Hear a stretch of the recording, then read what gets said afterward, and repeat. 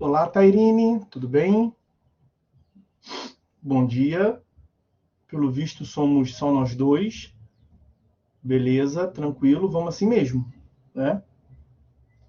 Depois o pessoal vai chegando aí. Vamos seguir aqui nosso estudo, como devemos fazer.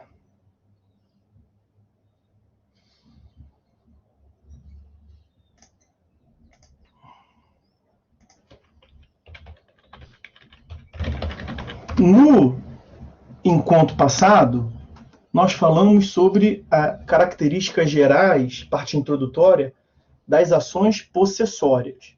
E ficou faltando tratar, deixamos para concluir nesse encontro de hoje, o procedimento das ações possessórias, que é o que nós passaremos a fazer. O procedimento das ações possessórias, ele tem como característica, como peculiaridade, como característica de especialidade, que lhe diferencia do procedimento comum, a concessão da medida liminar, da chamada liminar possessória, como nós estudaremos. Depois da análise do juízo quanto à liminar possessória, o procedimento segue o procedimento comum. Então, lá no artigo 566, nós encontraremos esta previsão de que após o procedimento, após a análise inicial quanto à concessão ou não da liminar possessória, aplica-se quanto ao mais o procedimento comum. Então, o procedimento das ações possessórias é um procedimento diferenciado na parte inicial da demanda, ok? Uma outra consideração inicial quanto ao procedimento é o seguinte: nós vimos lá atrás que são três as moléstias possessórias que acabam ensejando uma proteção possessória. Nós temos o esbulho, a turbação e a ameaça, né? Que vai ensejar a reintegração, a manutenção ou o interdito proibitório. Então, são três, na verdade, as ações possessórias. Falamos que, às vezes, é difícil de você diferenciar essas lesões, tem lá a característica, até por conta da dinamicidade, do dinamismo que há, da mudança, às vezes, no quadro fático. Uma turbação vira um esbulho facilmente, uma ameaça vira uma turbação, um esbulho. Nós temos a característica da fungibilidade. Então, são três ações distintas, e então há em tese, três procedimentos. O CPC regulamenta dois desses procedimentos de modo junto, da manutenção e da reintegração de posse, dos artigos 560 ao 566, e no 567 e 568, ele trata do interdito proibitório. 567, 568, ele trata do interdito proibitório, que está aí na tela para vocês. E veja, no interdito proibitório, o 568 vai prever: aplica-se ao interdito proibitório disposto na seção segunda. E a seção segunda é da manutenção e reintegração de posse. Então, na verdade, o que acontece é o seguinte: na ação de interdito proibitório, como ele versa de uma lesão à posse consistente na ameaça, a característica que nós temos ali é de uma tutela jurisdicional preventiva, né? Até mesmo antes do texto constitucional consagrar lá no artigo 5º, inciso 35, a tutela preventiva para além da tutela reparatória, já nas ações possessórias se afirmava a possibilidade da tutela jurisdicional ser prestada de modo preventivo, quer dizer, antes mesmo da consumação da lesão. A tutela jurisdicional como uma via de evitar a lesão a direitos. E como que se vai evitar a lesão a direitos? Pela técnica do 567.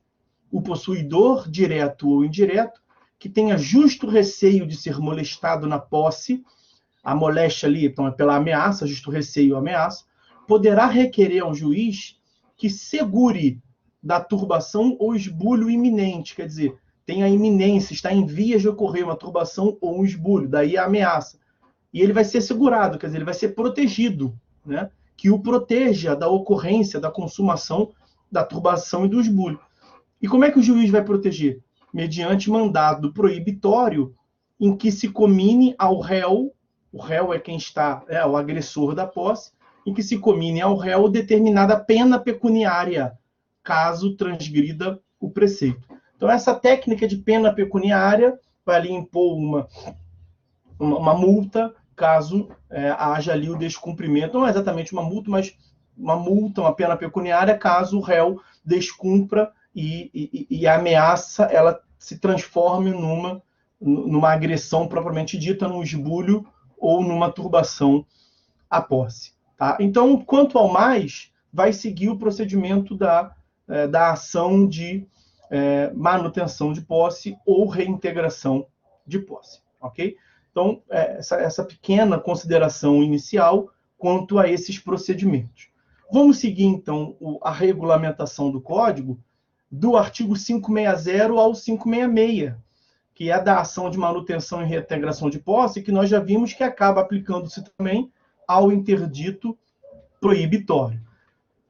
No artigo 561, nós temos uma regulamentação quanto à petição inicial. Veja, não há muitas considerações aqui a se fazer quanto à petição inicial.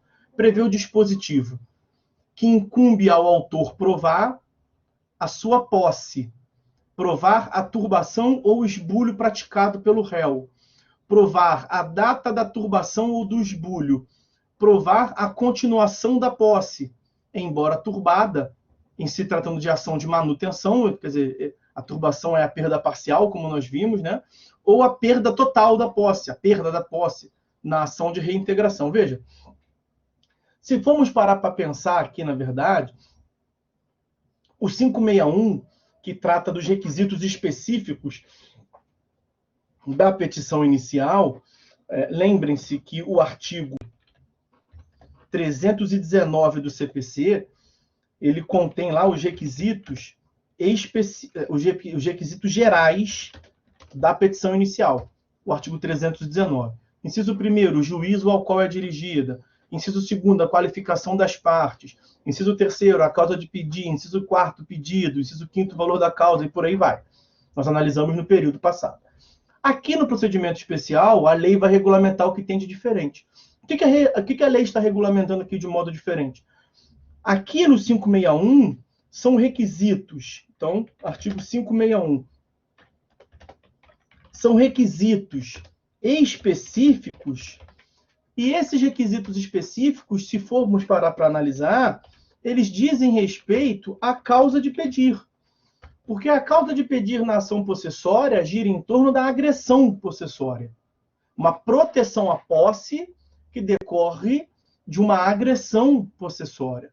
Então, se a ação versa sobre uma proteção à posse, você vai ter que alegar e provar a posse. Se você está alegando uma agressão, uma moléstia possessória, você vai ter que alegar e provar qual tipo de moléstia é, se é turbação ou esbulho. Por que é importante demonstrar a data da agressão possessória?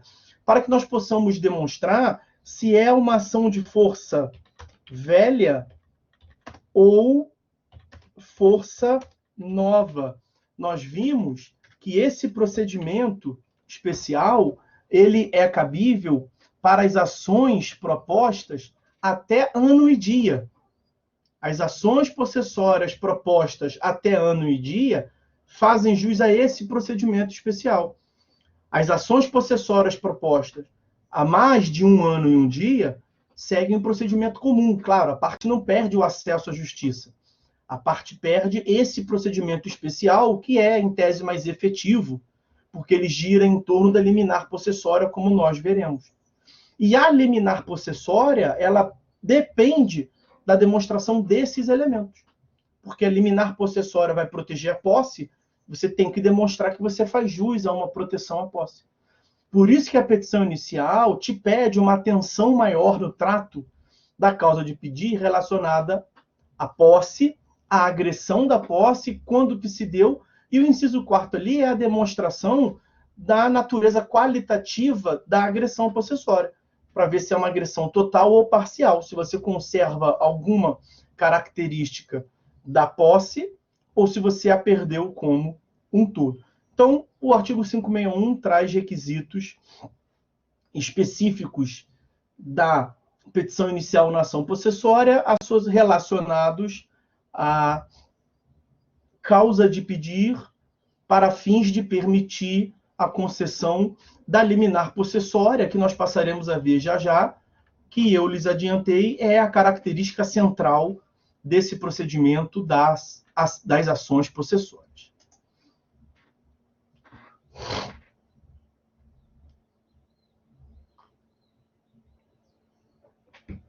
Então vamos a ela, a liminar possessória. Então, vamos falar da liminar possessória. Como adiantado, estamos tratando das ações possessórias, manutenção da posse, reintegração da posse, interdito proibitório. Mais especificamente, manutenção da posse e reintegração possessória.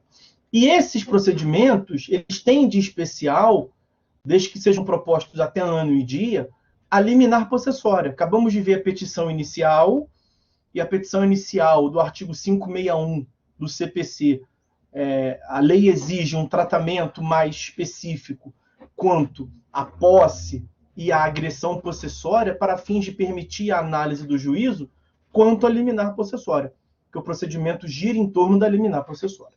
Então é o seguinte, vejam, os artigos 562 e 563 vão trazer a regulamentação da liminar possessória. Vamos lá, 562.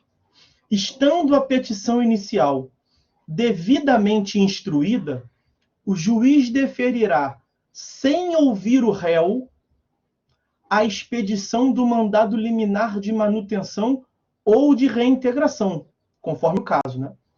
Caso contrário, ou seja, se o juiz não restar convencido, se a petição inicial não tiver devidamente instruída, determinará que o autor justifique previamente o alegado, citando-se o réu para comparecer à audiência que for designada.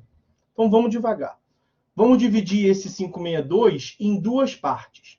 A primeira parte, estando a petição devidamente instruída até a concessão do mandado liminar de manutenção ou de reintegração. Então, estando a petição inicial devidamente instruída, o juiz deferirá sem ouvir o réu. Esse sem ouvir o réu significa que a concessão da liminar possessória se dá inaudita altera partes, ou seja, sem ouvir a parte contrária, inaudita altera partes, sem ouvir a outra parte, a concessão do mandado monitório. Agora, esse sem ouvir a outra parte, eu estou analisando a parte inicial do 562, tá? Esse sem ouvir a parte adversa, ele deve ser temperado com a previsão do 562, parágrafo único. É bom que se diga. Veja o que prevê o 562, parágrafo único. Contra as pessoas jurídicas de direito público, não será deferida a manutenção ou a reintegração liminar sem prévia audiência dos respectivos representantes judiciais. Essa audiência aqui é sem prévia oitiva, não necessariamente tem que marcar uma audiência. É sem prévia oitiva dos representantes judiciais. Então, vejam. A regra é que a liminar possessória é deferida contra o agressor sem lhe ouvir. Inaudita altera partes. Agora, se o suposto agressor for a fazenda pública, não se pode conceder a liminar possessória antes de ouvir a fazenda pública. É mais um dos tratamentos diferenciados da Fazenda Pública. Então, é imprescindível a oitiva dos representantes judiciais da Fazenda Pública antes da decisão do juiz, antes da concessão, antes da análise judicial a respeito da concessão da liminar possessória. A liminar possessória, estamos na primeira parte do 562, quando o juiz concede a liminar possessória, né?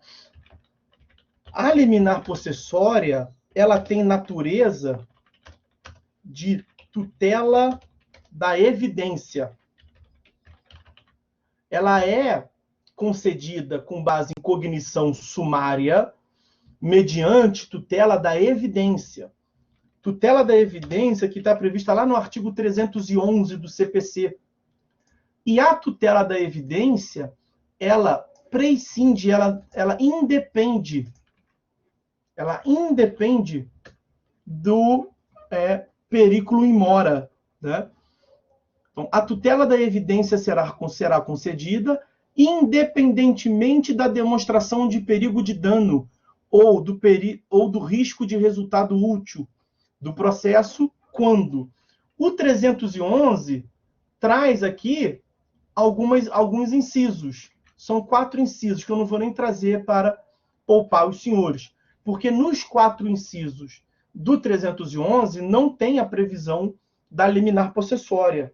Daí que a doutrina unanimemente prevê que o artigo 311, que trata sobre a tutela da evidência, contém um rol exemplificativo, como nós tínhamos estudado lá no tópico em TGP 2 sobre tutela provisória.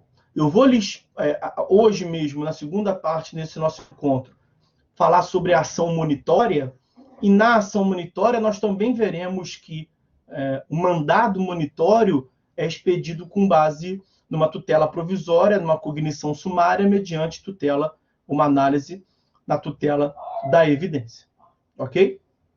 Bom, uma outra consideração sobre a liminar possessória. A primeira parte, a parte inicial do 562. Prevalece em sede doutrinária o entendimento de que a liminar possessória, que determina a expedição, portanto, de mandado de reintegração ou de manutenção da posse, ela não pode ser expedida de ofício. A liminar possessória não pode ser concedida de ofício. Seja em respeito ao princípio da congruência, né? O juiz está vinculado àquilo que é pedido, seja em razão à característica da inércia da jurisdição. Bom, para fecharmos essa parte inicial quanto à liminar possessória, vejam, nós vimos que nas ações possessórias de força velha, esse procedimento especial, ação possessória de força velha, é aquela que é proposta com mais superado o prazo de ano e dia, mais de 1 ano e dia da agressão. Até por isso que se exigiu ali no 561, na petição inicial da ação possessória, que o autor demonstrasse a data da agressão possessória, justamente para que o juízo pode ver se foi respeitado esse prazo de ano e dia ou não. Se não tiver sido respeitado o prazo de ano e dia, o procedimento não será esse procedimento especial, mas, como nós vimos, vai seguir o procedimento comum. Seguindo o procedimento comum, nós não teremos a aplicação do 562, que é específico das ações possessórias, do procedimento especial das ações possessórias. Só que mesmo seguindo o procedimento comum, aquela demanda ela não deixa de ter uma proteção à posse. O mérito dela não deixa de ter uma proteção à posse. E mesmo seguindo o procedimento comum, não há uma restrição à concessão de tutela provisória, baseada ou na urgência ou mesmo na evidência, com base no 311. Então, ainda no procedimento comum, é possível a concessão de uma tutela provisória fundada na urgência ou na evidência. Mas aí não com base no 562, mas com base nos requisitos gerais. Aí vai ser uma ação como outra qualquer, mediante a demonstração dos requisitos da tutela da urgência ou da tutela da evidência. A parte perde essa especialidade, essa efetividade da ação possessória da parte inicial ali do artigo 562. Ok? Tendo sido deferida a liminar possessória, como é que se desenvolve o procedimento? O réu vai ser citado, porque o fato de ter sido concedida a liminar possessória, que é uma tutela provisória, com base em cognição sumária, não significa que o réu não vai ter direito ao contraditório, naturalmente, ele nem foi ouvido ainda. Então você vai citar o réu para que ele conteste, e aí segue o procedimento comum, como nós já vimos. Olha o 564. Concedido ou não mandado liminar. No nosso caso aqui, foi concedido. Então, concedido o mandado liminar de manutenção ou reintegração, o autor promoverá nos 5 dias subsequentes a citação do réu. Sempre que a lei diz que o autor promoverá a citação, não é que o autor tem que expedir o mandado, ele mesmo, juntar as cópias e ele bater na porta do réu para citar. Não, ele não se torna oficial de justiça.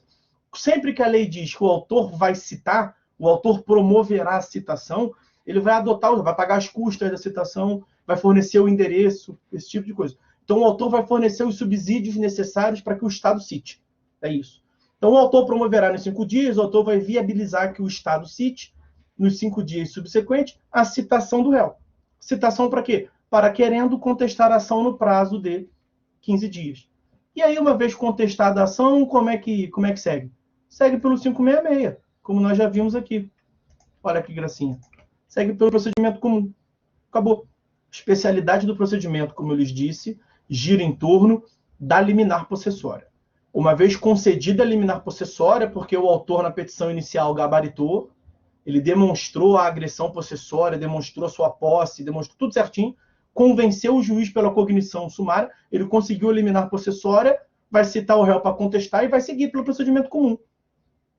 Aí, questão de produzir prova para confirmar a sua alegação e o juiz vai proferir sentença. Ok? Bom, mas essa é a parte inicial do 562. Falta ver agora o caso em que o juiz não está convencido para a concessão da liminar, que é o que nós passaremos a ver agora. Não sem antes tomar um café.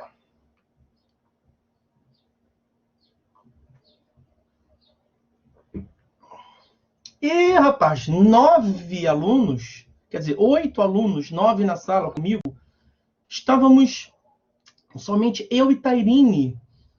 Eu não vi que entrou ninguém. Não, peraí. Caroline, Carolina, Jennifer, Luciana, Miguel, Paulo, Rafael e a digníssima Tairine. Tranquilo, Carolina, brincadeira minha, fica à vontade. Depois os senhores podem assistir aí à vontade. Eu não esquento com isso, não. Show de bola. Tranquilamente. Beleza. Então vamos nessa, vamos seguir. Tá visto aí a hipótese. Carolina, que maravilha, hein? Vai ser recompensada. Todo mundo será recompensado. Então vimos aí a hipótese na qual, analisando a petição inicial, o juiz defere a liminar possessória. Foi isso?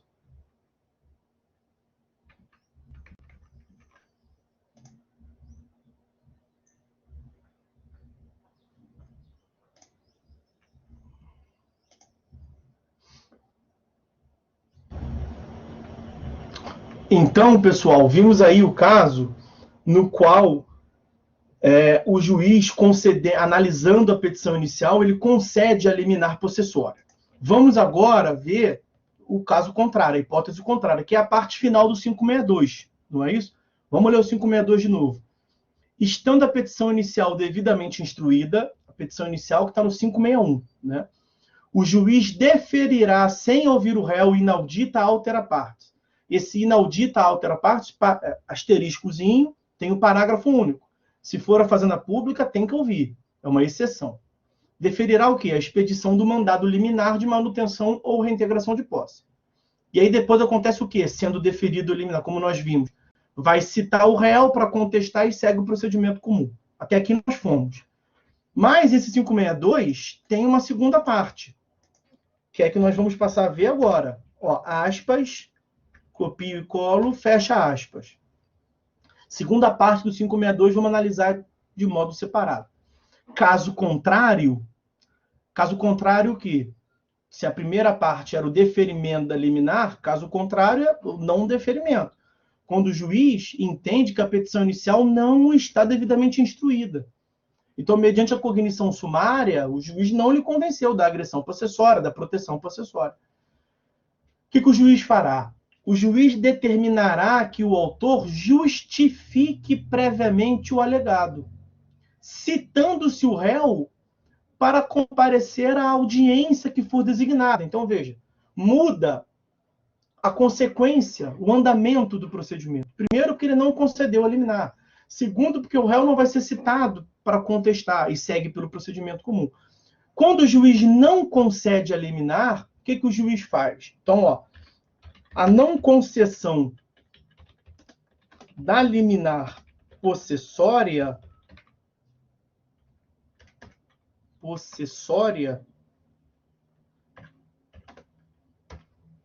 não concessão da liminar possessória vai resultar em quê? Na designação de audiência de justificação. Veja a parte final ali. Na primeira parte ali desse item segundo, caso contrário, determinará que o autor justifique. O autor vai justificar. E vai justificar onde? Olha a parte final. Vai citar o réu para comparecer à audiência que for designada. Então, quando ele não concede a liminar possessória, ele, juiz, designa uma audiência de justificação. E nessa audiência de justificação, ele vai permitir que o autor produza provas orais para demonstrar a necessidade de proteção possessória. Vejam, a liminar possessória que nós analisamos ainda agora, ela é concedida com base em cognição sumária mediante prova documental pré-constituída. Ela é concedida inaudita altera partes, o réu não falou nada, o juiz, na primeira vez que pegou a petição inicial, ele concedeu a liminar. Então, só o que ele tem ali são provas documentais, que o autor juntou para demonstrar, o 561 pediu, o autor juntou para demonstrar a sua posse, a agressão possessória, quando que se deu e como que se encontra a situação fática. Se a prova documental juntada, a prova pré-constituída, convenceu o juiz, ele concedeu a liminar. Mas se a prova documental não foi suficiente e não convenceu o juiz, o que a lei determinou? O que o sistema processual determinou? Olha aqui o tamanho da proteção à posse. Não segue o processo, não. Dá uma nova chance para o autor. Dá uma nova chance para o demandante que está pedindo proteção possessória. Vai marcar uma audiência para que, com base em prova oral, a audiência é um ato processual que tem a finalidade de produzir prova oral, o autor possa complementar as provas que foram acostadas. Então, na audiência de justificação, é como se o juízo dissesse assim, olha, autor, você está me pedindo uma providência muito grave. Proteção possessória é algo muito grave, eu vou repelir uma ameaça possessória, mas eu não estou convencido com a prova que você me trouxe, não. Se justifique aí, por favor. Eu vou designar uma audiência para que você me justifique essa providência tão grave mediante provas orais, porque a audiência é o local para produzir prova oral, como uma prova testemunhal, depoimento pessoal. No código anterior, não havia previsão da forma de participação, da forma de comunicação processual em relação ao réu. Tá?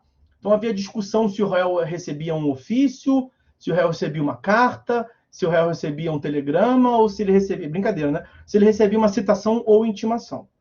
No Código de 2015, essa discussão foi superada, porque é expresso a parte final do 562, no sentido de que o réu ele é citado. Ele é citado para ser integrado à relação processual, né?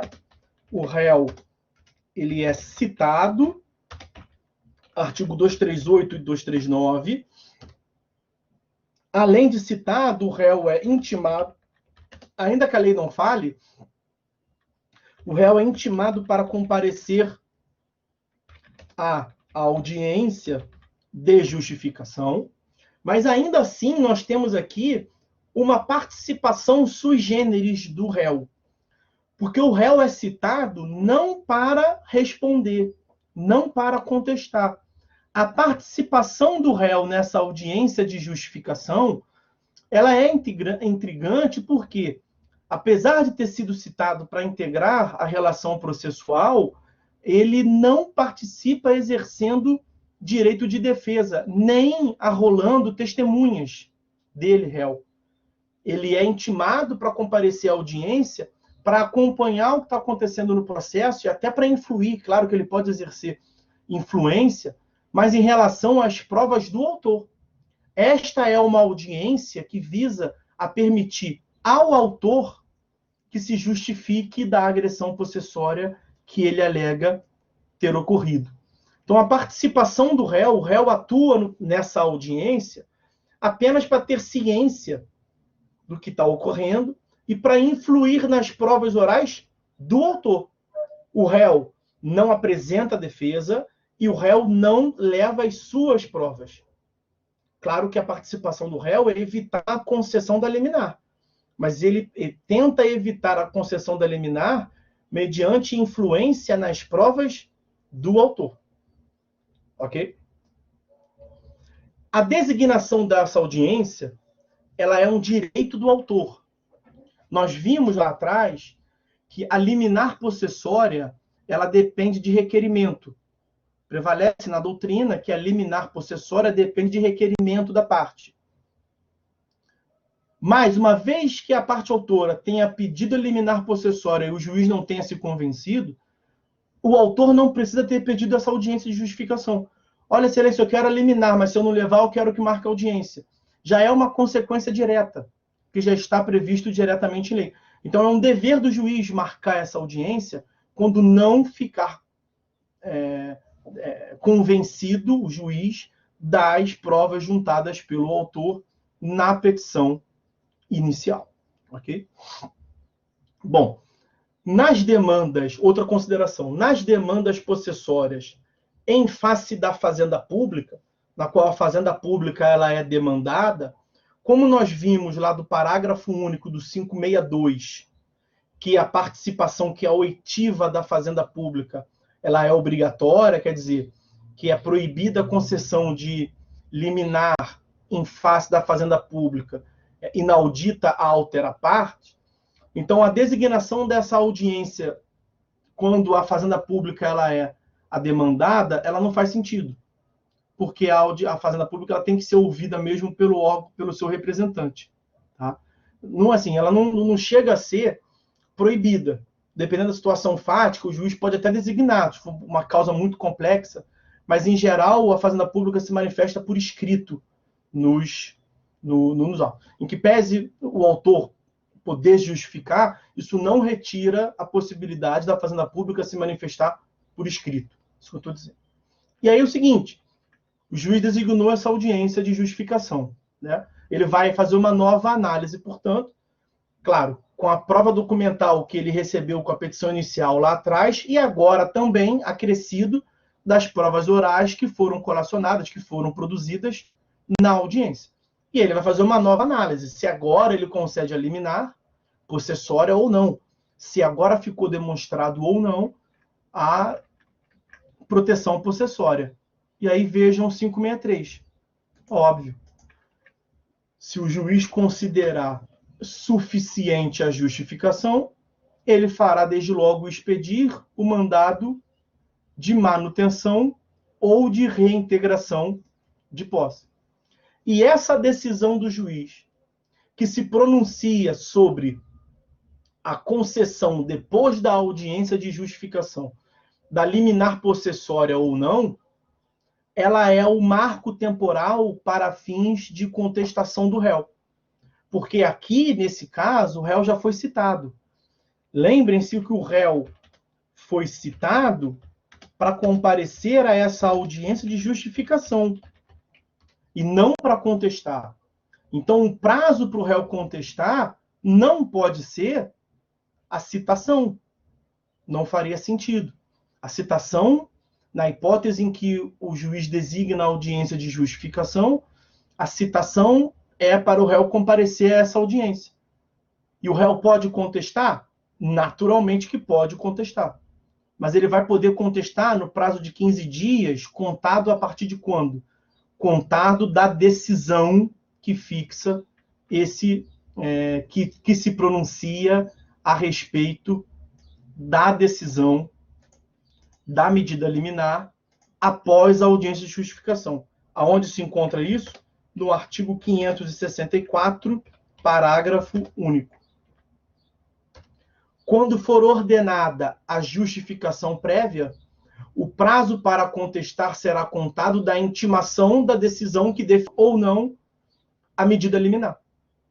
E aí o juiz concedeu ou não a liminar depois da justificação. Vai seguir como procedimento? Como nós já vimos.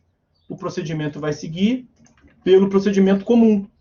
Por quê? Porque as ações possessórias têm como característica especial a liminar possessória. Ok? Então está visto aí a audiência de justificação.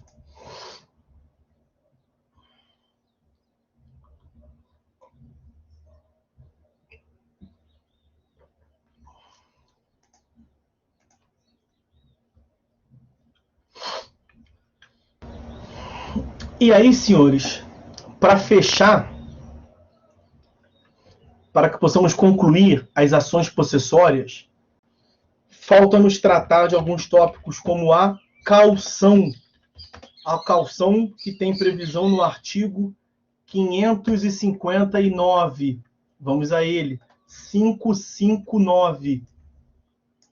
Aqui não há muito o que falar. A leitura basta. Vejam. Se o réu provar, em qualquer tempo, que o autor provisoriamente mantido ou reintegrado na posse carece de idoneidade financeira para, no caso de sucumbência, se ao final o autor perder, portanto, para que o autor, em caso de sucumbência, responder por perdas e danos, o juiz designar-lhe-á o prazo de 5 dias para requerer caução, real ou fidejussória, sob pena de ser depositada a coisa litigiosa, ressalvada a impossibilidade da parte economicamente hipossuficiente. Veja, as medidas, as tutelas provisórias, de modo geral, elas têm essa análise da irreversibilidade, né? Em geral, a medida provisória deve ser concedida quando ela for reversível, quando ela poder retornar ao status quo ante. Aqui o que o réu está alegando é justamente a impossibilidade de se retornar ao status quo ante. Excelência, eu, réu, saí da posse. A posse agora está com o autor. Que o autor pediu a proteção possessória, o senhor concedeu ali. Se o réu provar em qualquer tempo que o autor provisoriamente mantido ou reintegrado na posse. Mas aí o próprio dispositivo diz, se o autor vier a sucumbir. Então o réu está alegando o seguinte, excelência, beleza, o autor está levando até agora, mas se o jogo virar, quer dizer, se ao final o autor sucumbir, e eu demonstrar para Vossa Excelência que eu tenho razão, e o réu acho que eu vou demonstrar isso, o que acontece é o seguinte, ele, autor, não tem condições de reparar o dano que eu estou sofrendo. Então acho que é muito injusto para mim. Então faz o seguinte, determina que ele preste caução real ou fidejussória, ou ele deposita uma coisa, né, ou ele deposita uma caução, uma garantia em juízo. Agora, é claro, o juiz não vai determinar a caução, a própria lei ressalva a parte que não tem como prestar, o hipossuficiente econômico, né? Então, essa é a previsão da caução. Trata-se de uma medida com a finalidade de evitar que a parte, que o réu, venha a sofrer prejuízos irreversíveis em razão da medida liminar que seja posteriormente revogada quando a tutela definitiva. Ok? Um outro tópico, a sentença. O que temos para falar sobre a sentença das ações possessórias? Bom, a sentença tem eficácia condenatória, uma eficácia nitidamente condenatória de uma obrigação de fazer / não fazer, e obrigação de pagar quantia, eventualmente, né? Obrigação de sair do imóvel, por exemplo, obrigação de fazer. Obrigação de não invadir o imóvel no interdito proibitório, obrigação de não fazer. E se tiver causado dano, uma obrigação de pagar. Toda sentença que fixa a obrigação é sentença condenatória. Sentença condenatória é aquela que impõe a obrigação de entrega de coisa, fazer, não fazer ou pagar quantia. Então, a sentença das ações possessórias tem nitidamente uma eficácia condenatória. Tá? Para quem sustenta a existência da categoria das sentenças executivas lato sensu, né? Nós vimos na aula de sentença no período passado, já falei com os senhores, que existe uma divergência quanto à classificação das sentenças, a classificação trinária ou classificação quinária. Seriam 3 espécies de sentença, que é a doutrina majoritária, declaratória, constitutiva e condenatória, ou se seriam 5, além dessas 3, outras 2, né? Executiva stricto sensu, executiva lato sensu, executiva indireta. Então, além da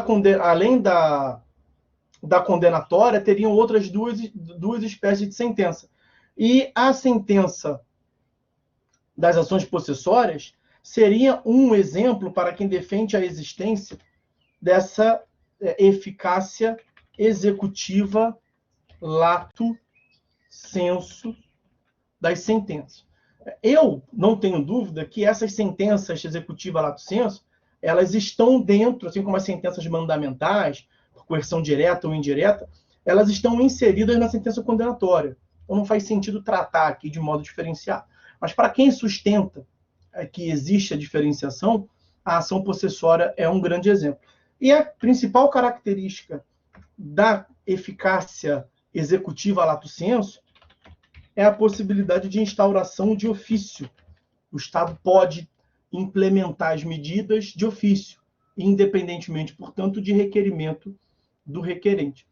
Acontece o seguinte, acontece que pelo artigo 513 do CPC, no parágrafo 1º, a instauração de ofício já virou a regra mesmo no cumprimento de sentença, como os senhores verão no próximo período. Exceção feita à obrigação de pagar quantia, o cumprimento de sentença das obrigações de entrega de coisa, fazer e não fazer, já passou a ser a regra mesmo no nosso sistema processual. Mais um motivo para não tratarmos de modo diferente. Mas, volto a dizer, para quem sustenta que existe essa diferença, está aí essa previsão. E, para fechar, as ações possessórias, a ação possessória seria de natureza dúplice. Seria uma ação de natureza dúplice. Por quê? Porque admite a concessão de tutela jurisdicional a favor do réu. É o que consta do artigo 556, 556. 556 não, 556, 556. É lícito ao réu, na contestação, alegando que foi ofendido em sua posse, demandar a ação possessória e a indenização pelos prejuízos resultantes da turbação ou do esbulho cometido pelo autor. A doutrina majoritária vê nesse ponto aí uma natureza dúplice. Uma ação de natureza dúplice. Afirma-se também que nas ações possessórias é possível ao réu a migração de polo. O réu pode deixar de ser considerado réu e passar a ser considerado autor, em razão dessa natureza dinâmica das ações possessórias. Mas aí, vejam, o que nós vimos aqui sobre as ações dúplices, as ações de natureza dúplice? É aquela ação em que, decorrente da própria tutela jurisdicional e independentemente de pedido do réu, nós temos uma decisão que pode ser nos dois sentidos. Porque quando o réu formula uma pretensão, o que nós temos, na verdade, é uma reconvenção. E aí eu concordo com o que o professor Daniel Neves vem a dizer. Esse 556, ele tem mais uma feição com uma reconvenção. Porque vejam, 556. É lícito ao réu, na contestação, alegando que foi ofendido em sua posse, demandar a proteção possessória. Quando o réu propõe uma demanda de natureza incidental na contestação, qual é o nome disso? Reconvenção.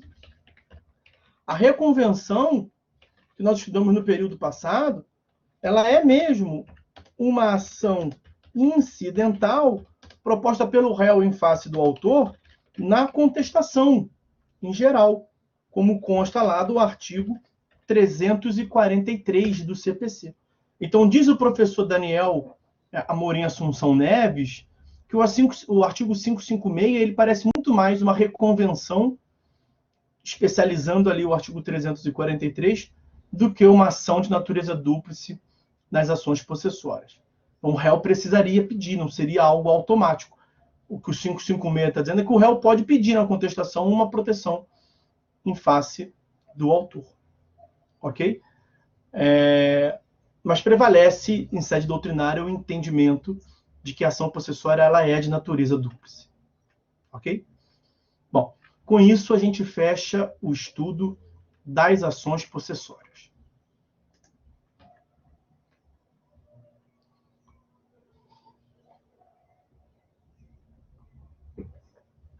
Quanto às ações possessórias, eu estou satisfeito. Tudo bem? Tudo tranquilo? Vamos avançar. Beleza, Tairine? Show de bola. Então vamos avançar, sem maiores delongas. Quem sabe a gente consegue liberar mais cedo aí. Quem sabe? Eu só quero aqui agora tratar de mais um tópico, que é a ação monitória. Ela tem 3 artigos. Vamos ver o que dá para fazer aí.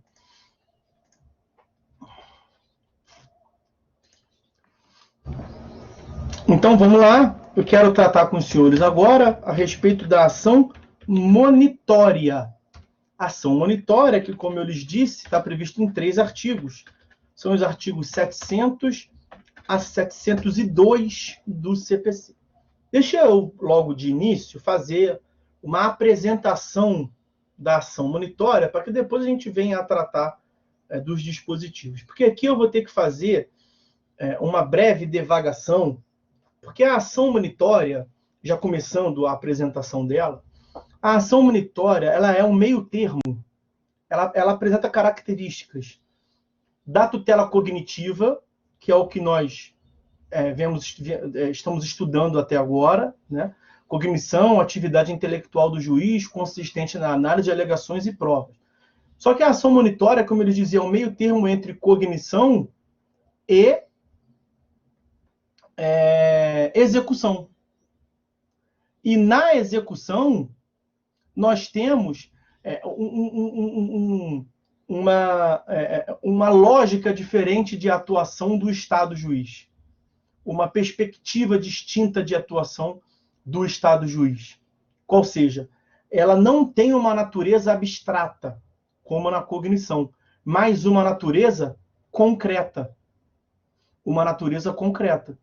Por que uma natureza concreta? Porque a execução ela é destinada à agressão patrimonial para fins de satisfação da obrigação. Então, se a cognição, que é importante distinguir essas duas atividades, cognição e execução. Eu já falei isso com os senhores no período passado, quando tratamos do processo sincrético, mas para fins de recordação.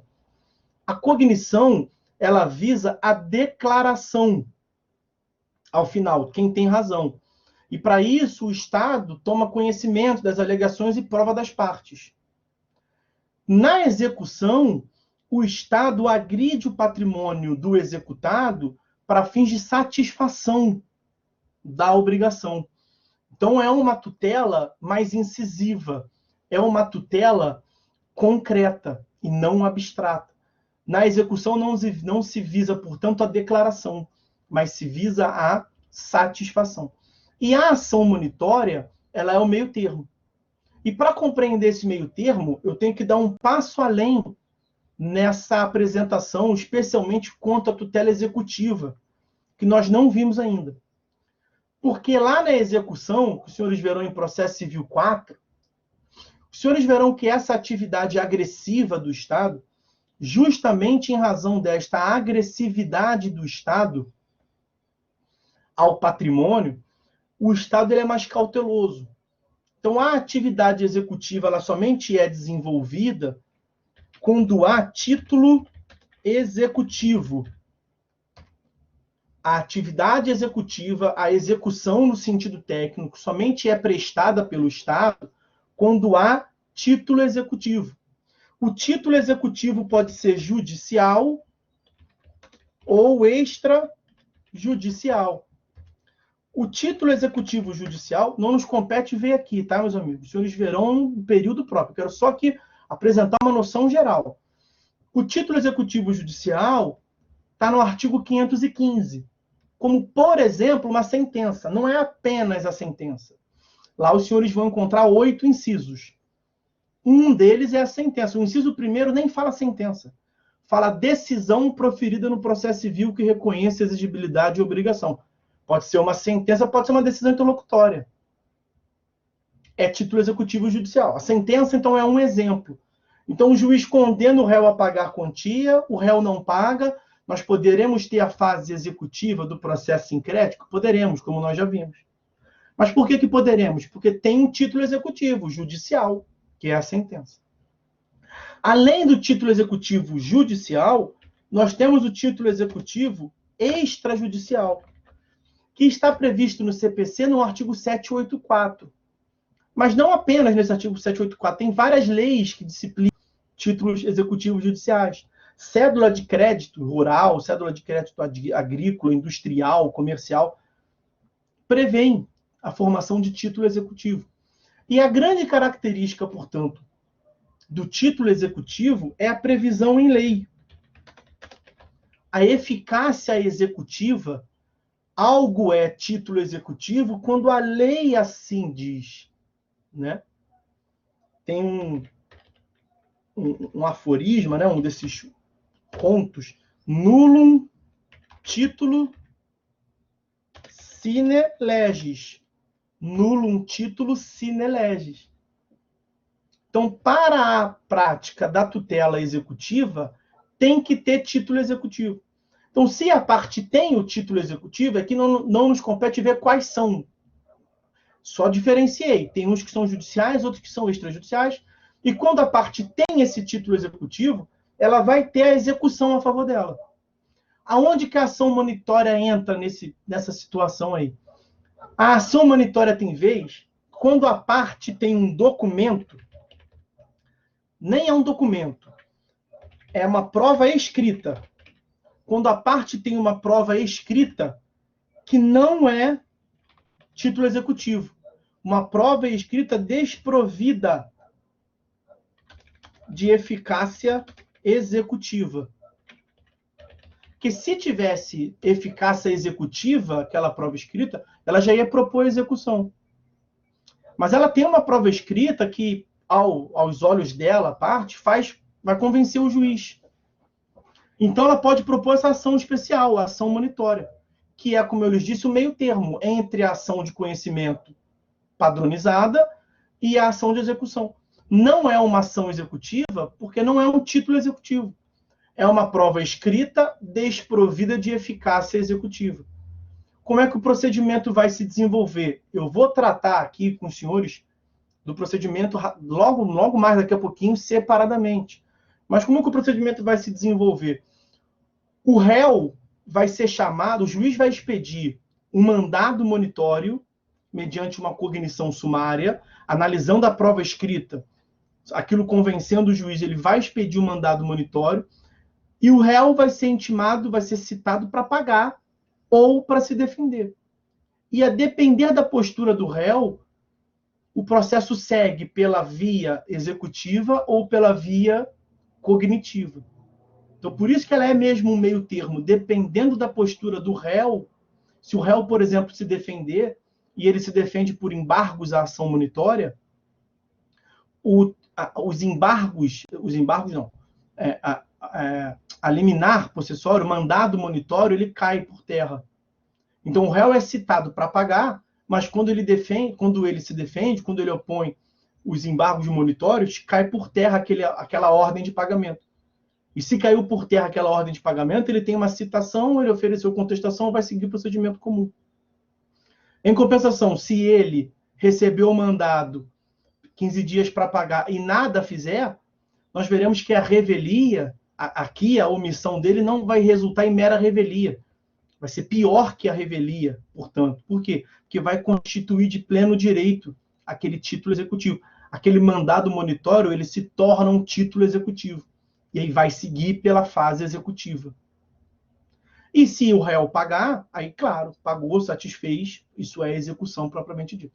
E aí nós veremos até por que o réu vai pagar, que é uma das grandes características de estímulo. Né? A lei traz ali estímulos para que o réu venha a pagar. Então, nessa pequena parte, né, nesse primeiro tópico da ação monitória, ainda que a título de introdução, de apresentação, é o seguinte: a ação monitória é uma técnica, portanto, que mistura atributos e características da tutela jurisdicional cognitiva e executiva. Com qual finalidade? Para fins de obtenção de título executivo judicial, que a parte não tem, e esse título executivo judicial que possibilite, caso necessário, a agressão do patrimônio do executado para fins de satisfação da obrigação.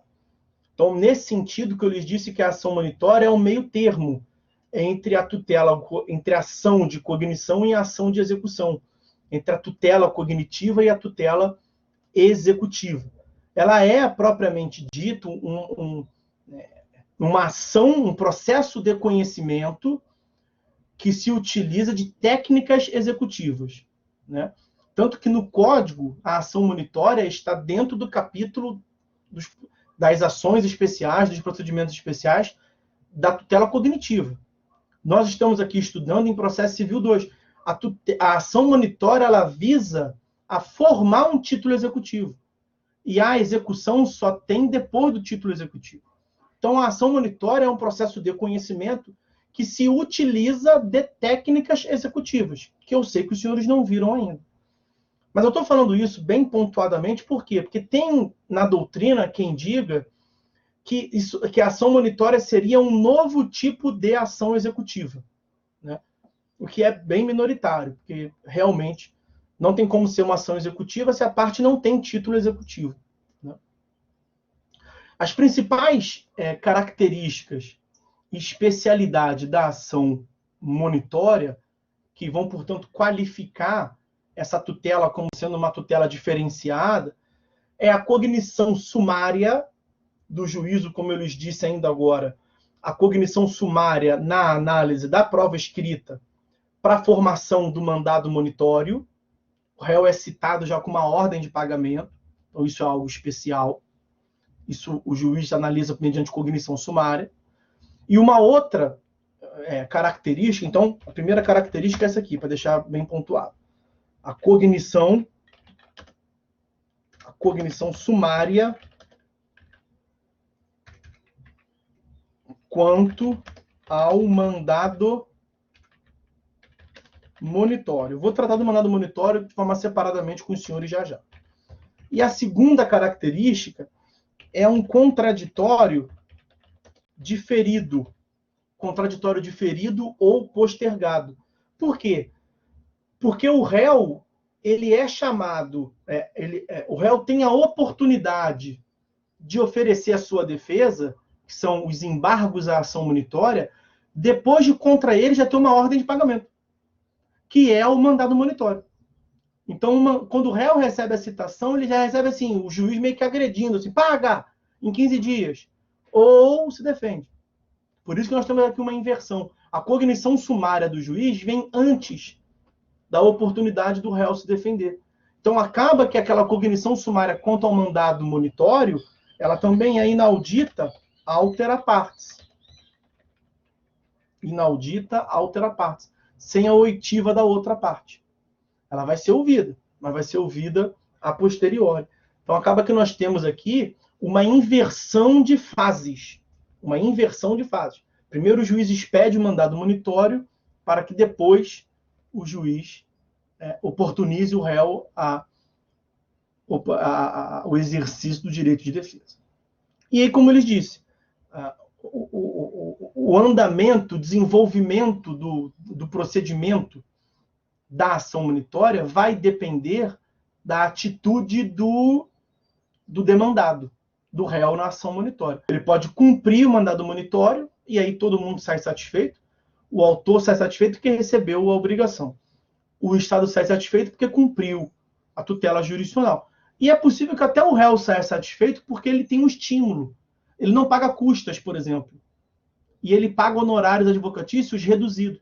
Então, a lei dá um estímulo para que o réu pague. Por isso que a tutela monitória ela é bem efetiva. O réu pode não fazer nada, a inércia do réu, como eu já adiantei, é pior do que a revelia, como o réu pode oferecer defesa. E aí, quando o réu oferece defesa, a intenção do autor de ter uma técnica executiva não vai para frente, porque aí o procedimento se desenvolve pela via cognitiva. Ok? Antes de continuarmos aqui o trato da ação monitória, fechei essa parte introdutória, só respondeu o Paulo ali, eu só não queria perder o fio da meada nessa parte introdutória. Eu falei, sim, Paulo, das ações, da efetividade das ações possessórias.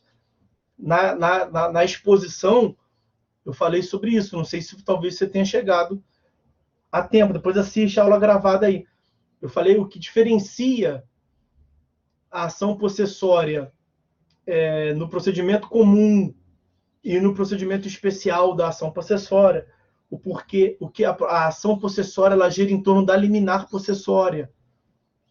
Então, dá para ver por que é efetivo. Quando o juiz concede uma liminar possessória sem ouvir a outra parte, que é uma efetividade maior do que essa. Se o juiz não está convencido da liminar, ele marca uma audiência de justificação. Isso foi falado aqui não tem muito tempo. Tá? Eu sei que está na prova, porque não me compete, além de fazer a pergunta, dar a resposta também, né? Mas eu tratei de tudo isso aqui. Acho que já tem subsídio para vocês pescar aí a resposta, tá? Diferenciando do procedimento comum. Lembrando que o procedimento especial é aquele diferente do comum, né?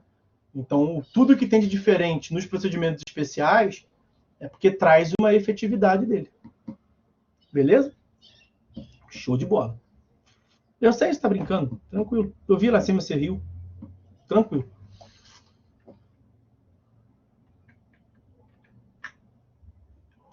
Bom, então seguindo aqui na ação monitória, tá? Tendo visto as características gerais, uma apresentação de ordem geral a respeito da ação monitória, eu quero agora ver com os senhores o artigo 700 do CPC, que inicia ali o trato da ação monitória. O tópico aqui será das hipóteses de cabimento da ação monitória. Artigo 700. Vejam, a ação monitória pode ser proposta por aquele que afirmar, com base em prova escrita, olha aí, prova escrita, sem eficácia de título executivo, como nós vimos, porque se tiver eficácia de título executivo, o cara já vai para a via da execução. Aqui ele tem a prova escrita destituída da eficácia executiva. Ele não quer mover uma ação cognitiva clássica, sem técnicas executivas, porque ele acha que ele vai conseguir convencer o juiz, com base nessa prova escrita, para obter com base em uma cognição sumária, o mandado monitório, que nós veremos. O procedimento especial aqui gira em torno do mandado monitório. Então, uma prova escrita sem eficácia executiva, ter direito de exigir do devedor capaz, ele vai ter direito de exigir o quê?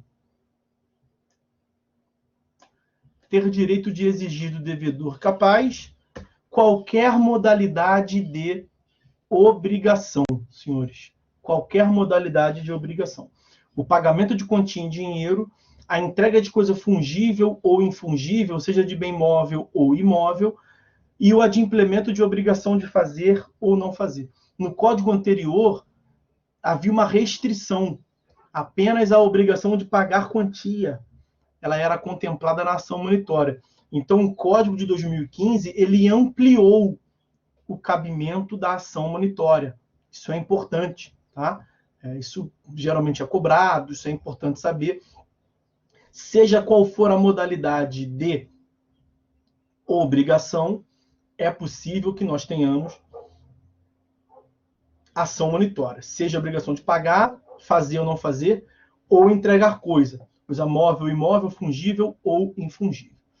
Agora, percebam, o que vai justificar a concessão do mandado monitório mediante cognição sumária, e sobre o mandado monitório falaremos adiante já, é uma análise do juízo quanto a essa prova escrita, sem eficácia de título executivo.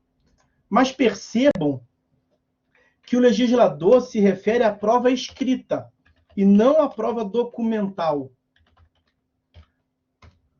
Prova escrita e não prova documental. Então, ele exclui da possibilidade de demonstração de se juntar na petição inicial na ação monitória vídeos, fotografias, gravações em áudio, documento em áudio, esse tipo de coisa. Porque documento é tudo aquilo que apreende, que permite a captação de um momento da realidade fática. Documento em vídeo, em áudio. Isso é documento, prova documental. A prova escrita é uma espécie de prova documental. Então, aqui na prova escrita, você colocaria um contrato, um cheque.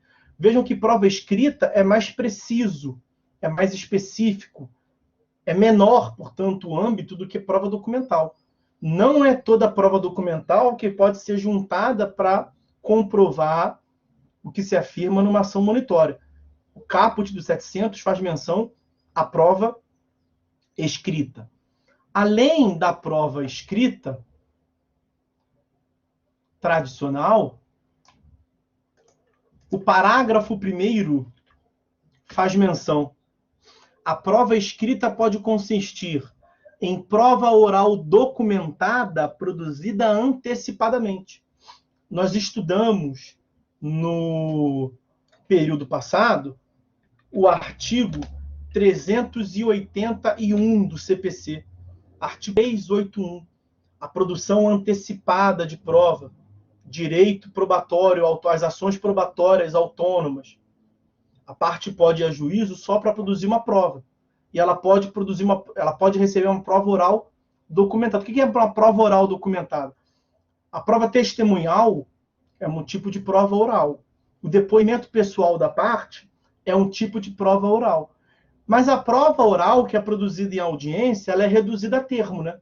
Você sai ali com uma ata de audiência, você vê o testemunho.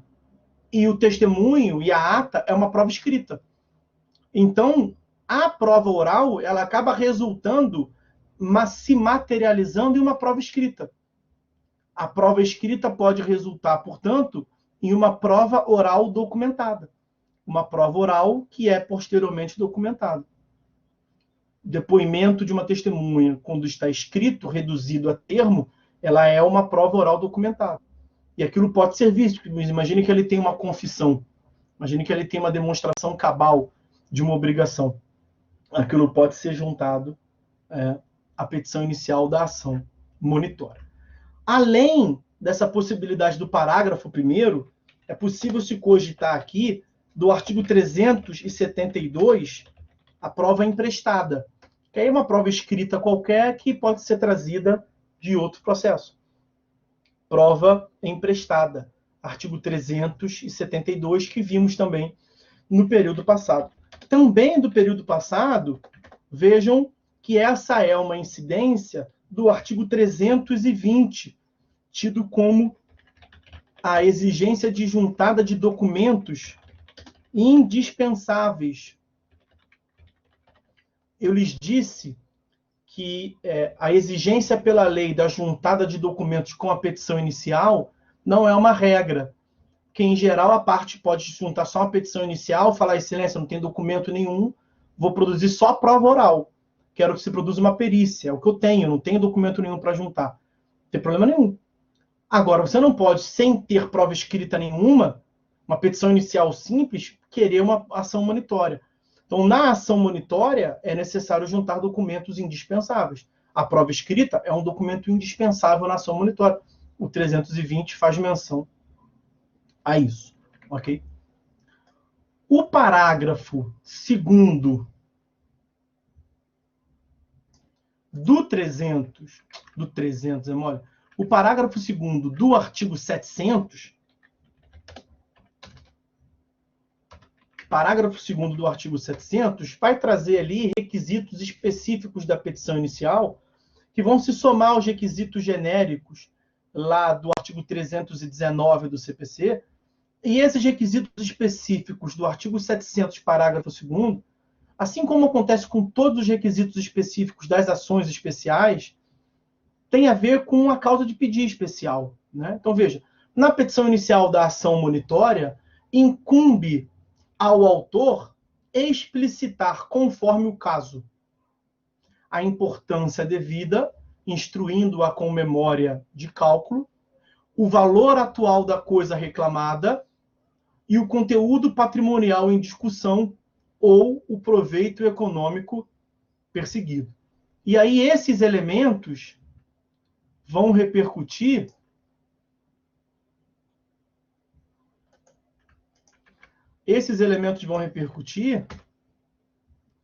no valor da causa.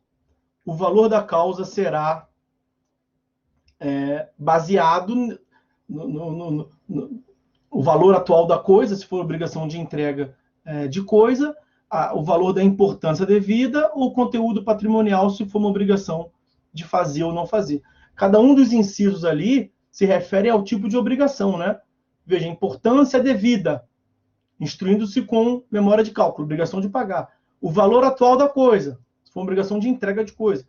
O conteúdo patrimonial em discussão, proveito econômico, se for obrigação de fazer ou não fazer, que é o que sobra das hipóteses, ok? E aí, o juiz vai, com base nesses elementos, como eu lhes disse, realizar uma cognição sumária quanto ao mandado monitório, quanto ao preenchimento dos elementos para fins de concessão do mandado monitório. E o mandado monitório pode consistir, vou tratar separadamente do mandado monitório adiante, e o mandado monitório pode conceder na determinação do pagamento em dinheiro, entrega de coisa fungível, infungível, móvel ou imóvel, o adimplemento da obrigação de fazer ou de não fazer. Por isso que é importante que a petição inicial trabalhe de modo específico esses elementos delimitados da causa de pedir quanto às obrigações. Se estiver ausente qualquer desses elementos, o juiz determinará a emenda da petição inicial, conforme artigo 321, e não sendo atendido, artigo 330, em indeferimento da petição inicial.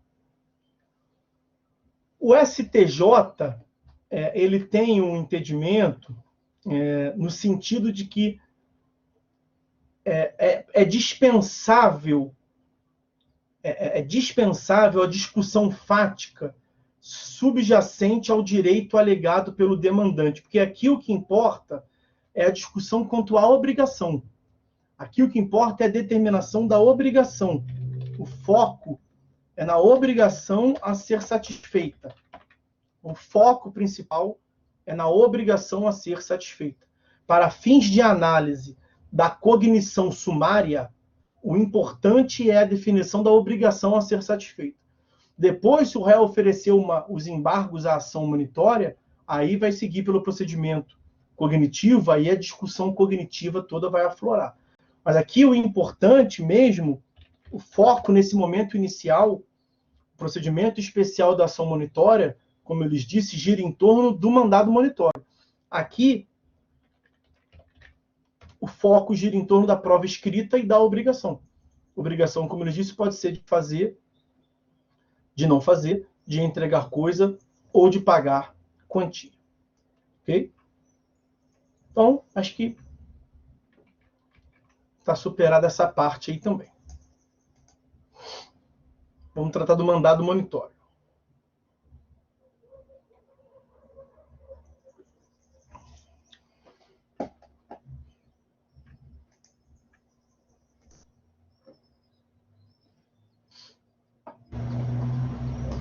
Então, meus amigos, a respeito do mandado monitório, nós vamos agora ao artigo 701. E o artigo 701 prevê o seguinte, olha. Sendo evidente o direito do autor, o juiz, e essa evidência do direito do autor se dá com base numa tutela provisória, cognição sumária, e fica fácil, né? Tutela da evidência.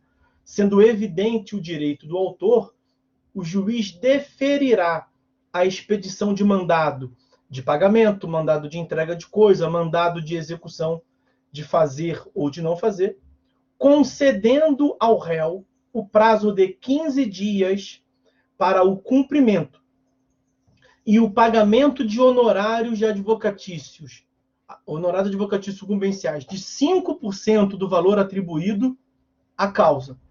E além do pagamento de 5% do valor da causa, de honorários, olha o parágrafo 1º.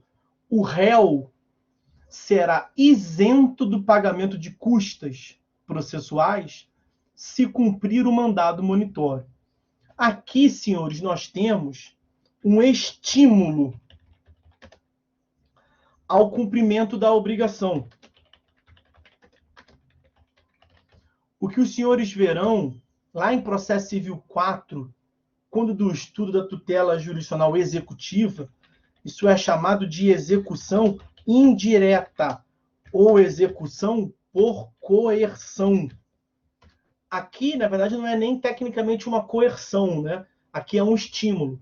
O Estado pode ameaçar a parte executada a cumprir, né, o sujeito passivo, com paga, senão vou te impor multa. Então, ele está estimulando o pagamento, ameaçando a parte. Como o Estado pode visar ou alcançar o pagamento, dando a ela um benefício, estimulando o pagamento, lhe dando um benefício. E não uma piora na situação jurídica, mas uma melhora na situação jurídica. Paga, cara, paga que é melhor para todo mundo.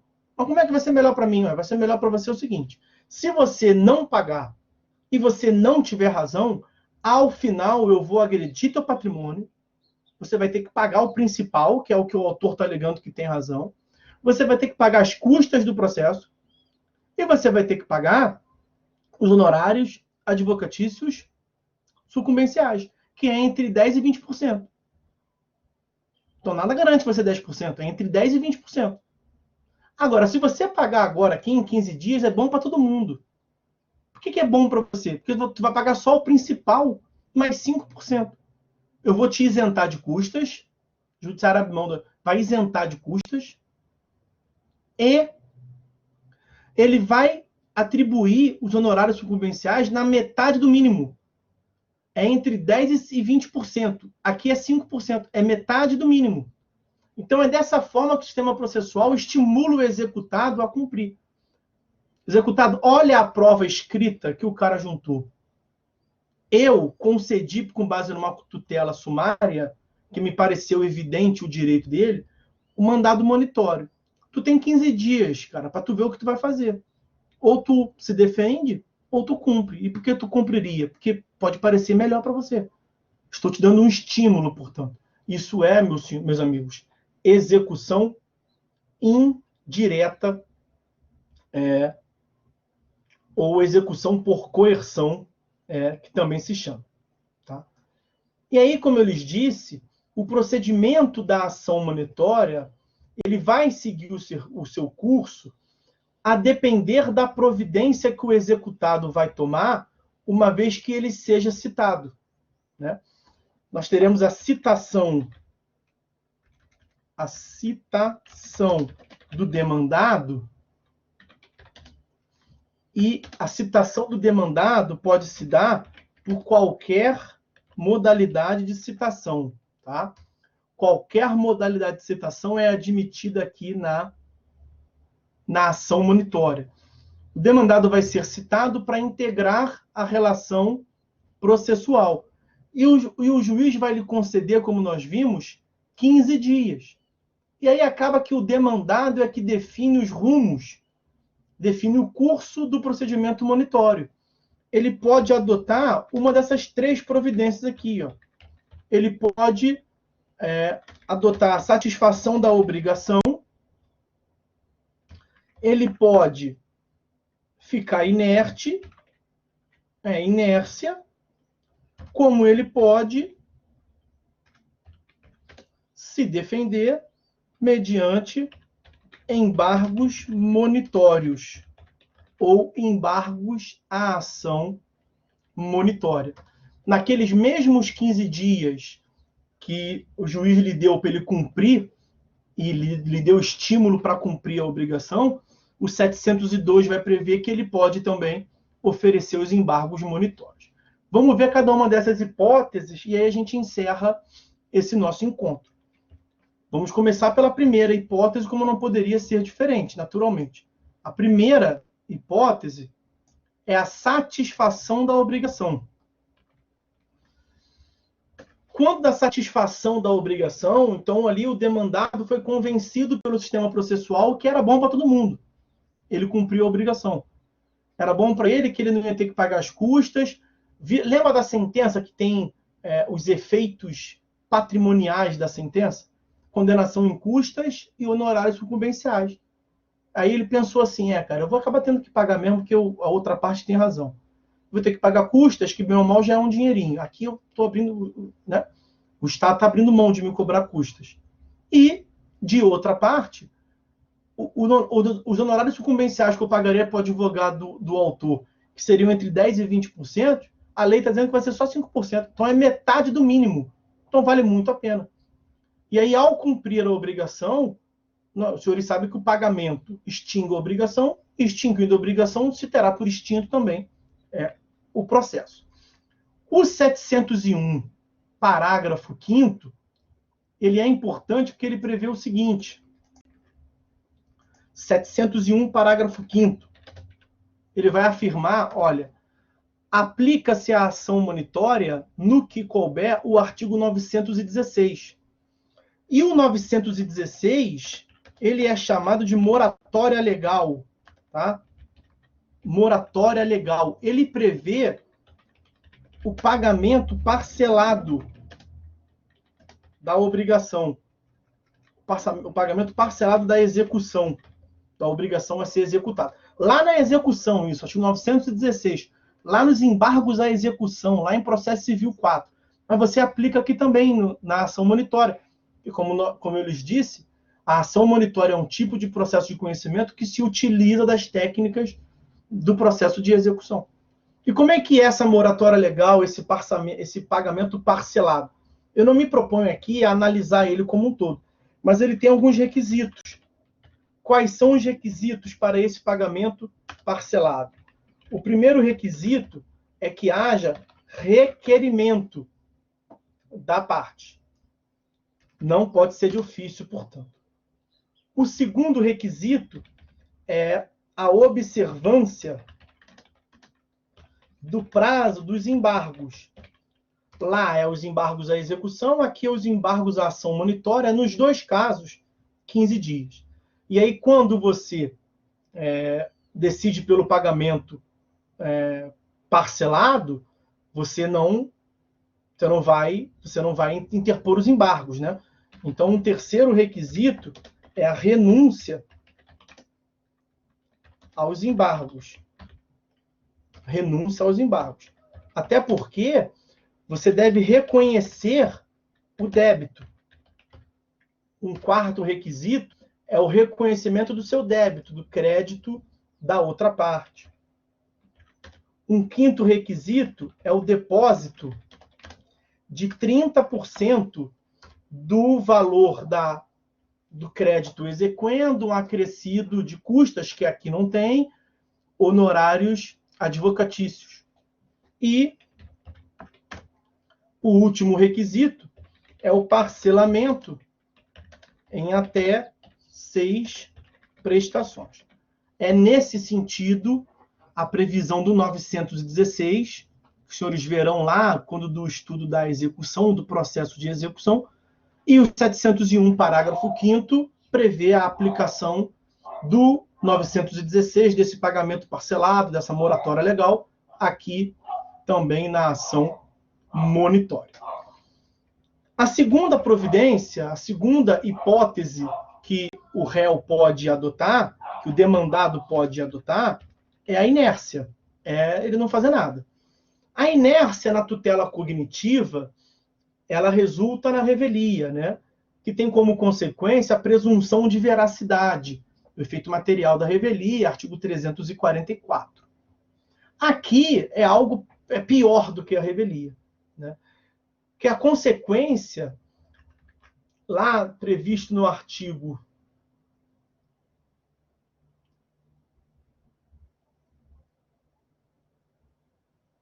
701, parágrafo 2º, 701, parágrafo 2º, a consequência aqui, senhores, será que aquele mandado monitório, concedido com base em uma tutela provisória, ele vai ser convertido de pleno direito num título executivo. Então, segue pela via da execução, para agressão patrimonial.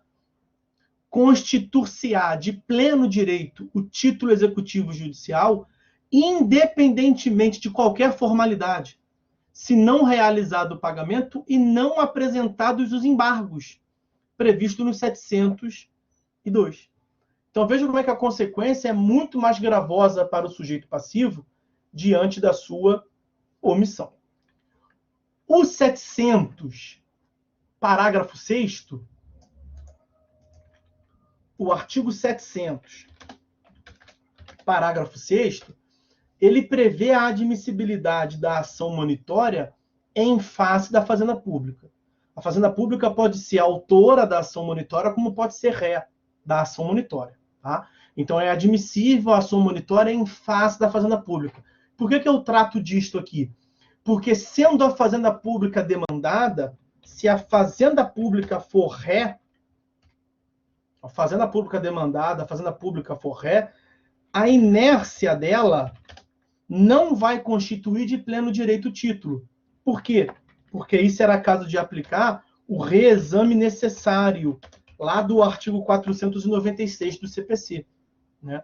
Claro que vai ter que fazer uma análise ali quanto ao valor, né? Então, você encaixando as hipóteses de aplicação do reexame necessário, você vai ter que passar pelo duplo grau de jurisdição obrigatória, reexame necessário ou remessa necessária. Vejam lá o 496, especialmente o parágrafo 3º,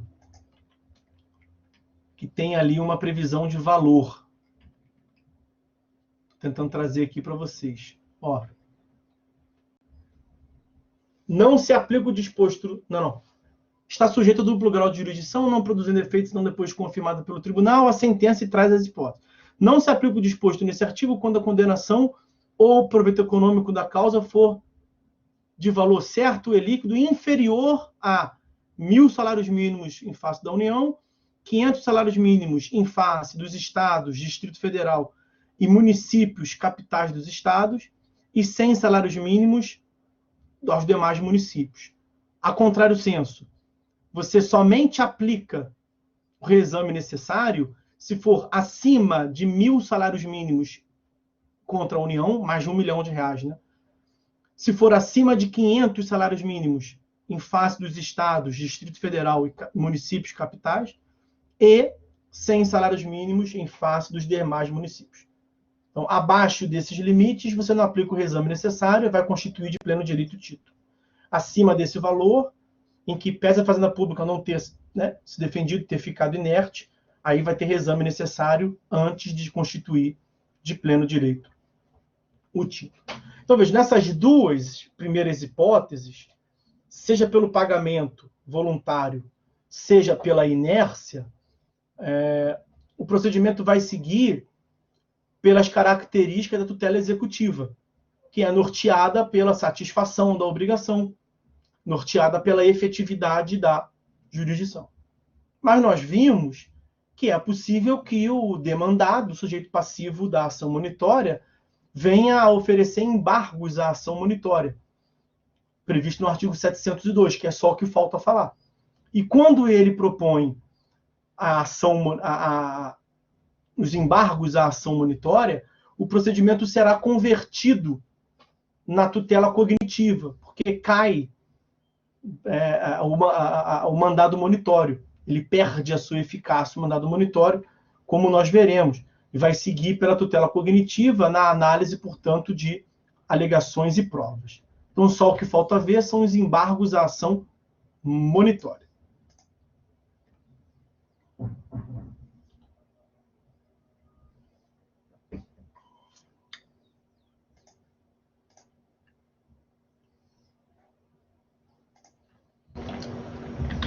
Então, senhores, embargos à ação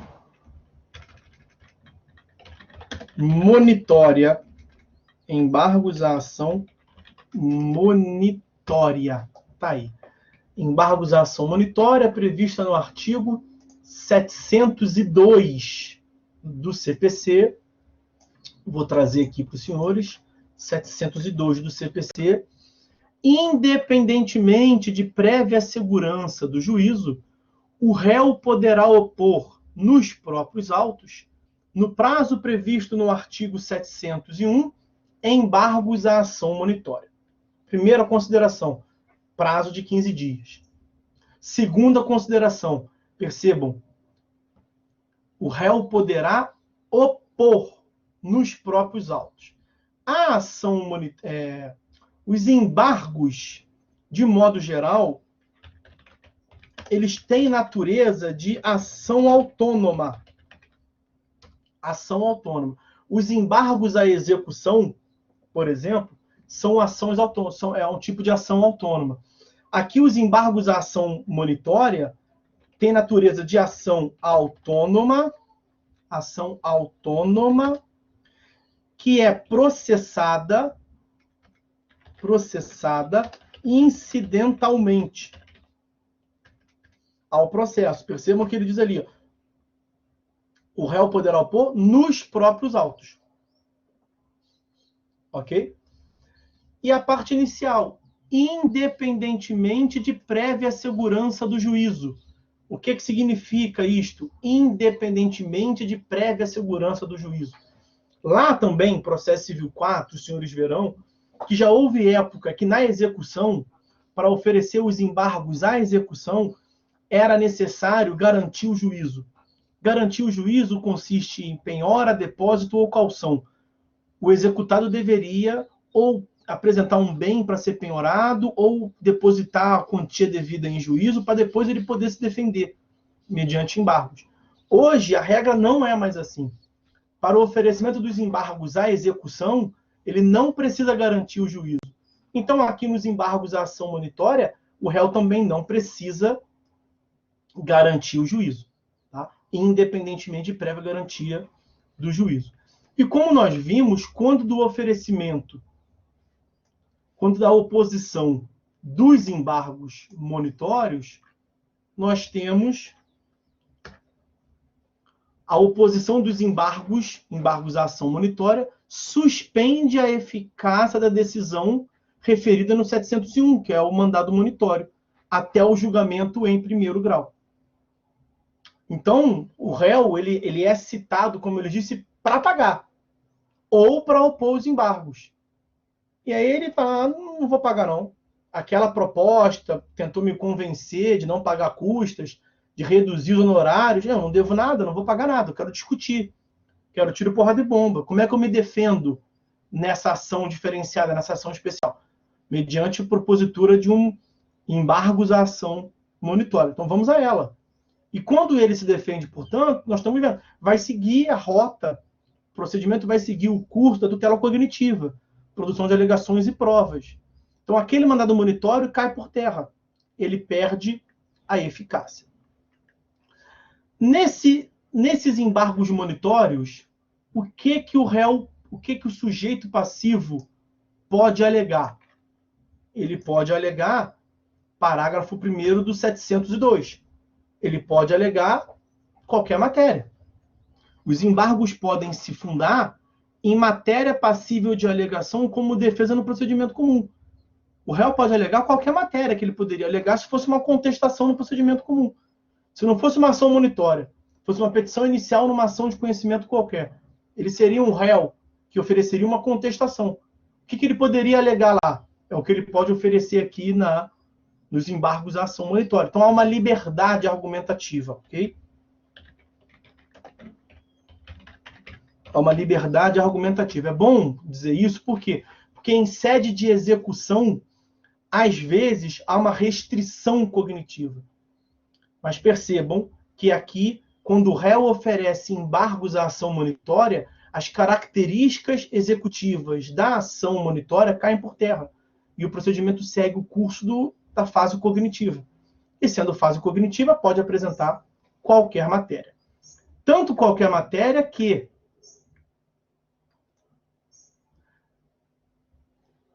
aqui nos parágrafos 2º e 3º, há uma alegação até que é a mais comum, que é o chamado excesso, né? Excesso de execução. Isso lá na tutela executiva, né? Que o exequente está cobrando mais do que seria devido. Em tese, o embargante aqui na ação monitória pode alegar que o autor está pleiteando mais do que em tese seria devido. Ele pode trazer essa alegação? Até pode. Mas quem se utiliza desta alegação, veja, quando o réu alegar que o autor pleiteia a quantia superior à devida, cumprir-lhe-á a quem? A ele, réu, declarar de imediato o valor que entende correto, apresentando o demonstrativo discriminado e atualizado a dívida. Você só consegue dizer que a outra parte está pedindo mais do que deve se você consegue dizer, então, até quando que deve. Né? E o parágrafo 3º diz, não apontado o valor correto ou não apresentado o demonstrativo, os embargos serão liminarmente rejeitados. Não vai nem analisar os embargos, se esse for o seu único fundamento. Então, se o réu alegou apenas excesso de execução, excelência, isso é muito, e não disse o quanto que seria o correto, nem analisa. Veja a importância disso. E, se houver outro fundamento, claro, se o excesso for apenas um dos fundamentos, o juiz vai analisar todos os outros, e não vai analisar o excesso. E, se houver outro fundamento, os embargos serão processados, mas o juiz deixará de examinar a alegação de excesso. O que nós temos aqui acaba sendo a aplicação do artigo 917, parágrafos 3º e 4º do CPC.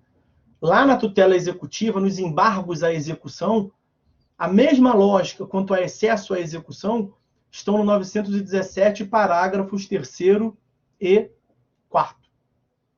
Então, aqui o legislador acabou copiando a técnica de lá. O parágrafo 7º do 702, e eu vou pontuando aqui o que tem de mais importante, já está dando ali o nosso horário, eu até pensei em liberar os senhores mais cedo hoje, vamos vendo o que tem de mais importante. O parágrafo 7º do 702, que trata dos embargos à ação monitória, veja, ele prevê que a critério do juiz, os embargos serão autuados em apartado, porque no caput diz que vai ser autuados nos próprios autos. Mas pode ser autuados em apartados, se forem embargos parciais.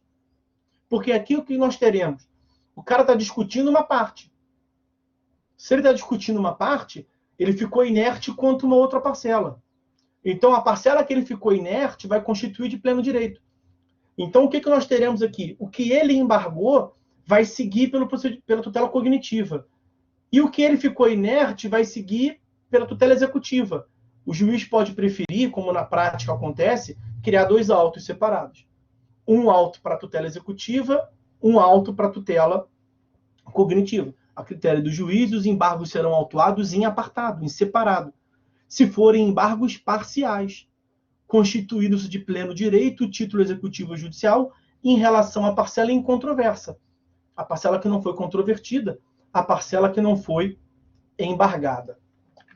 O parágrafo 6º do 702, nós já tratamos dele no período passado. Ele vai prever o cabimento da reconvenção na ação monitória. Então, é possível a propositura de uma ação monitória incidental, né? Na ação monitória, admite-se reconvenção.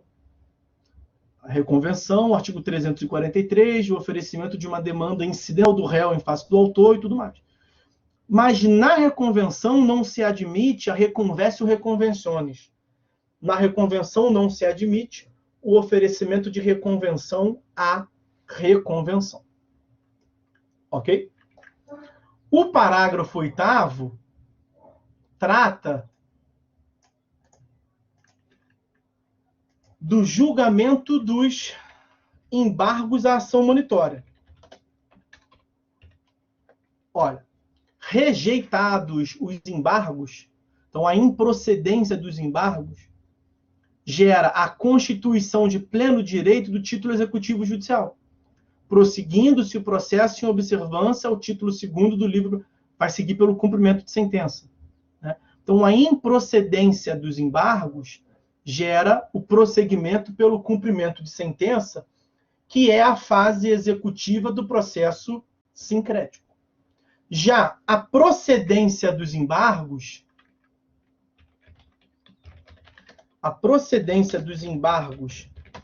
à ação monitória, ela traz como consequência a procedência dos embargos à ação monitória, traz como consequência a desconstituição de pleno direito do mandado monitório. O mandado monitório, que com o oferecimento dos embargos à execução já tinha provisoriamente sido derrubado lá atrás, ele é, de uma vez por todas, derrubado aqui. Por quê? Porque o mérito da ação monitória, ele se dá em torno da existência de uma obrigação de fazer, não fazer, entregar coisa ou pagar quantia. Então, quando os embargos são julgados procedentes, quando a defesa do executado aqui, quando a defesa do sujeito passivo é julgado procedente, o que nós temos aqui é o reconhecimento da inexistência do direito, da inexistência da obrigação. Então, se não existe obrigação, não pode existir um mandado que determine o cumprimento, a satisfação dessa obrigação. Há na doutrina quem diga que, né, na ação monitória não existe mérito, que não existiria mérito na ação monitória. Nitidamente aqui há uma confusão entre mérito entendido como a pretensão principal do autor, do demandante, e a declaração judicial sobre a existência do direito alegado. Porque aqui há mérito, não pode ter dúvida que há mérito. Há um mérito quanto à existência da obrigação a ser satisfeita. Há mérito quanto ao fato da prova escrita ser suficiente para comprovar a formação de um título executivo. Isso é um mérito da ação monitória, é um mérito específico da ação monitória. O juiz pode aqui não declarar definitivamente a existência ou inexistência do direito. Pode ser que não gere, portanto, a ação monitória uma coisa julgada ampla a impedir a propositura de uma ação posterior com outras provas. Veja que na ação monitória a prova é estritamente documental, né? Numa outra prova você pode demonstrar mediante prova pericial, você pode demonstrar mediante prova oral, o direito que você aqui na ação monitória não conseguiu, né? O grande característica da ação monitória é a expedição de pleno direito de um mandado monitório mediante cognição sumária, em razão, em torno de uma prova escrita. Então, esse é o mérito da ação monitória. Ok? Bom, senhores, com isso, eu acho que está bem visto, está bem pago aí. Vimos que tínhamos para falar sobre a ação monitória. São 10 para as 10. Essa semana eu tenho pensado... Valeu, Saul, obrigado. Essa semana eu tenho pensado em liberar as turmas mais cedo, porque é a semana da prova, né? Para que os senhores tenham mais tempo. Acabou que eu tomei bastante tempo dos senhores aí. E os senhores terão 10 minutos a mais para fazer a prova. Com isso, eu penso que a gente encaminha aí para o final do semestre. Vimos os principais procedimentos. Nós teremos vista ainda, eu estarei logado aqui nos próximos encontros, tem vista de prova na próxima semana, tem P3, mas eu vou continuar gravando vídeos sobre. São imensos, são incontáveis os procedimentos especiais. A proposta aqui não é concluí-los, eu falei que a gente ia ver os principais, né? Continua seguindo lá, eu vou postando no grupo, nós temos um grupo, né? Conforme eu for gravando procedimentos especiais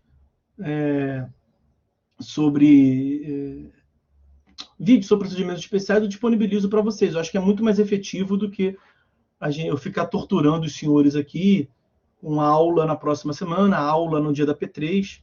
Acho que os senhores vão até preferir curtir as merecidas férias. Foi um semestre bem extenso, diferenciado. Então, eu proponho que a gente encerre aqui o semestre, deixe o próximo encontro e o derradeiro. Faltam duas datas no semestre, né? No sistema agendado, 2 datas. A próxima é da vista de prova e, salvo engano meu, né? É isso, vista de prova. E depois a P3. Que eu nem... E, aliás, eu tenho que fazer a P3. Caraca, agora eu não dei conta disso. Tá? E aí, maiores considerações sobre os outros procedimentos especiais eu vou disponibilizando para vocês. Agora que nós chegamos aqui nesse ponto da disciplina, sempre que eu tiver toda hora gravo vídeo novo. Gravar um vídeo novo sobre procedimento especial, eu mando o link para vocês. Ok?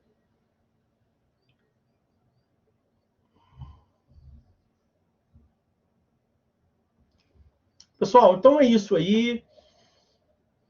Forte abraço a todos. Fiquem todos com Deus. A gente se vê. Vou derrubar a gravação aqui, vou terminar a gravação.